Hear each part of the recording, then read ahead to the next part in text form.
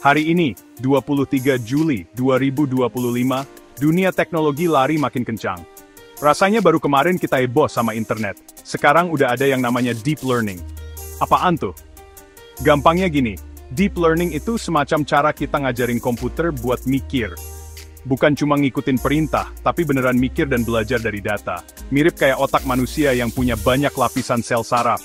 Deep learning ini pakai jaringan saraf tiruan yang berlapis-lapis. Semakin dalam lapisannya, semakin kompleks hal yang bisa dia pelajari. Awalnya mungkin cuma bisa bedain mana kucing mana anjing. Lama-lama, dia bisa ngenalin wajah orang di tengah keramaian. Keren kan? Terus, apa hubungannya sama anak SMK jurusan teknik mekatronika? Hubungannya erat banget. Mekatronika itu kan gabungan antara mesin, elektronik, dan komputer. Nah, deep learning ini jadi otak dari semua gabungan itu. Dulu, mesin atau robot cuma bisa kerja sesuai program yang kaku. Disuruh angkat barang A ke titik P, ya udah itu aja yang dilakuin. Kalau ada sedikit perubahan, misalnya barangnya geser dikit, robotnya bisa bingung. Dengan deep learning, robotnya jadi lebih pintar.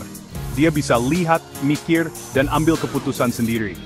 Ini yang bikin semua jadi lebih otomatis, efisien, dan canggih di pabrik-pabrik modern. Bayangin aja, deep learning ini udah ada di mana-mana. Waktu kita buka Netflix, dia bisa tahu film apa yang kita suka. Waktu kita ngomong sama asisten suara di HP, dia bisa ngerti omongan kita. Nah, di industri, kekuatannya lebih dahsyat lagi. Deep learning bisa bikin mobil jalan sendiri, bisa deteksi produk cacat di pabrik dengan kecepatan super, sampai bisa memprediksi kapan sebuah mesin bakal rusak. Ini bukan lagi cerita film fiksi ilmiah, ini adalah kenyataan di dunia industri sekarang, yang sering disebut industri 4.0. Makanya, penting banget buat anak mekatronika, buat kenalan dan akrab sama teknologi ini. Jadi, kalau kita mau anak-anak SMK, kita siap kerja dan nggak ketinggalan zaman, belajar deep learning itu wajib. Ini bukan lagi sekadar nilai tambah, tapi udah jadi keahlian dasar yang dicari banyak perusahaan. Dengan ngerti deep learning, lulusan mekatronika nggak cuma bisa bikin robotnya gerak, tapi juga bisa bikin robotnya hidup dan punya kecerdasan. Mereka bisa menciptakan solusi-solusi baru yang lebih inovatif.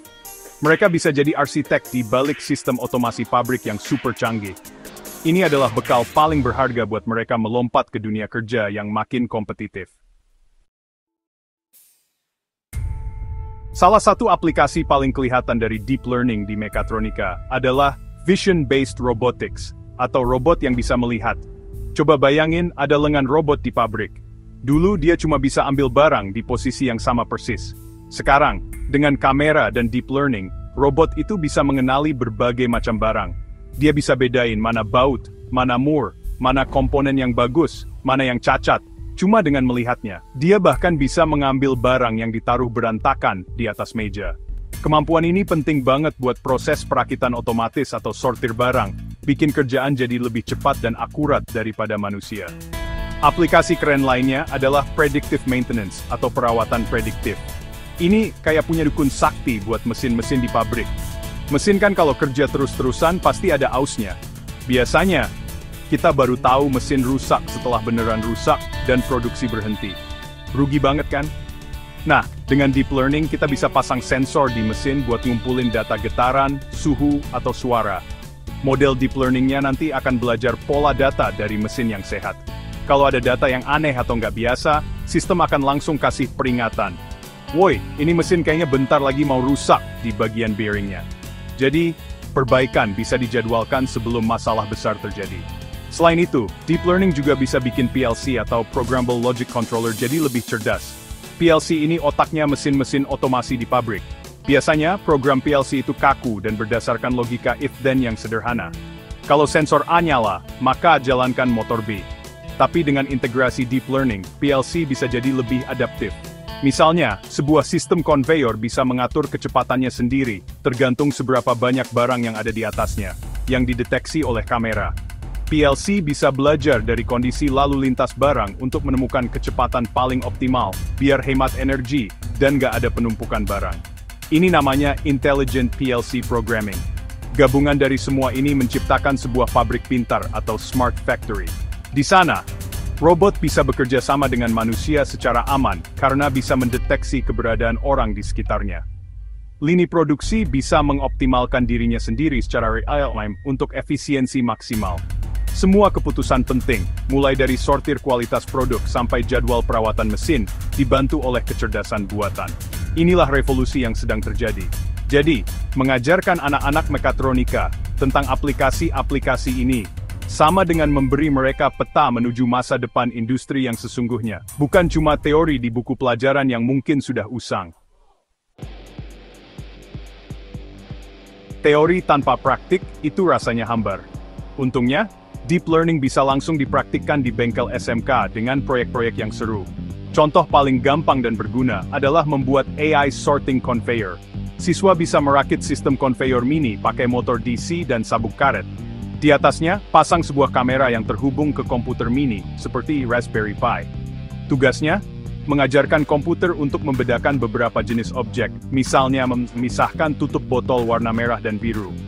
Siswa akan belajar cara mengumpulkan gambar objek atau dataset, melatih model deep learning untuk klasifikasi, lalu mengintegrasikannya untuk menggerakkan lengan pemilah sederhana. Proyek selanjutnya yang levelnya sedikit lebih tinggi adalah membuat robot otonom sederhana. Bukan robot yang bisa ngobrol, tapi robot beroda yang bisa jalan sendiri menghindari rintangan. Siswa bisa merakit sasis robot pakai akrilik, led pasang motor, roda, dan tentu saja sebuah kamera di bagian depan. Komputer mininya, lagi-lagi bisa pakai Raspberry Pi, akan jadi otaknya. Model deep learning dilatih untuk mengenali jalur atau rintangan. Jadi ketika kamera melihat ada tembok di depan, model akan memberi perintah ke motor untuk belok. Siswa bakal belajar konsep dasar mobil otonom dan computer vision secara langsung. Untuk menjalankan proyek-proyek ini, perangkat keras yang dibutuhkan sebenarnya cukup terjangkau.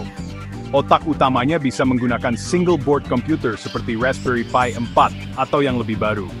Untuk matanya, cukup pakai modul kamera Raspberry Pi atau webcam USB biasa. Untuk menggerakkan aktuator seperti motor atau lengan robot, bisa pakai driver motor dan beberapa servo kecil. Kalau mau lebih industrial, bisa juga coba menghubungkan output dari Raspberry Pi ke input sebuah PLC mini untuk mengontrol konveyor atau perangkat lain yang lebih besar. Ini akan memberikan pengalaman yang sangat dekat dengan aplikasi industri nyata. Perangkat lunaknya juga banyak yang gratis dan open source.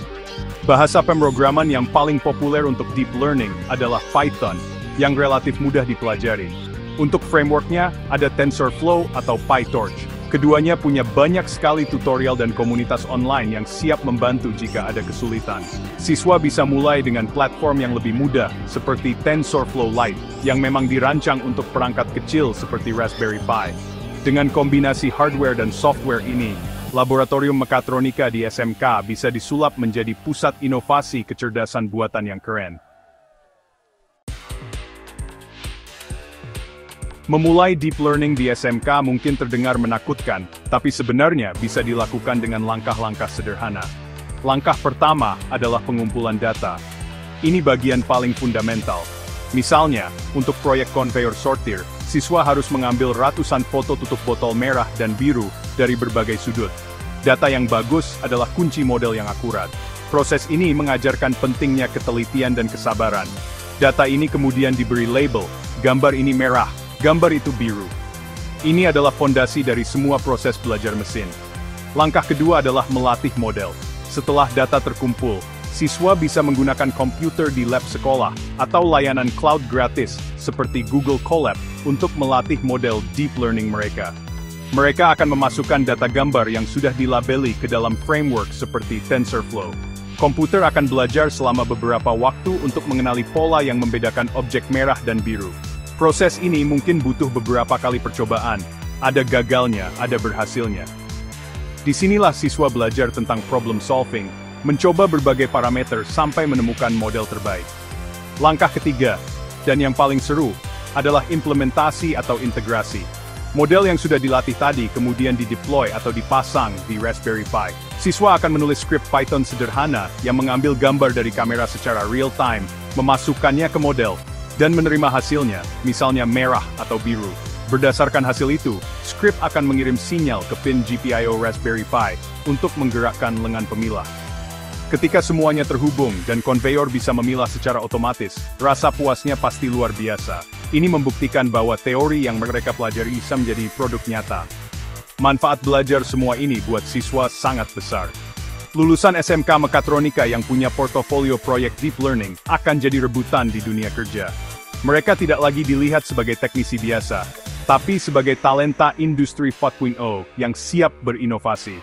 Keterampilan ini membuat mereka unggul, karena mereka bisa mengisi celah antara operasional mesin dan analisis data cerdas. Mereka adalah jembatan masa depan industri. Jadi, untuk semua siswa Mekatronika, jangan takut untuk memulai. Dunia menunggu karya-karya Dalian. Ini bukan cuma tentang belajar, ini tentang mesin fun.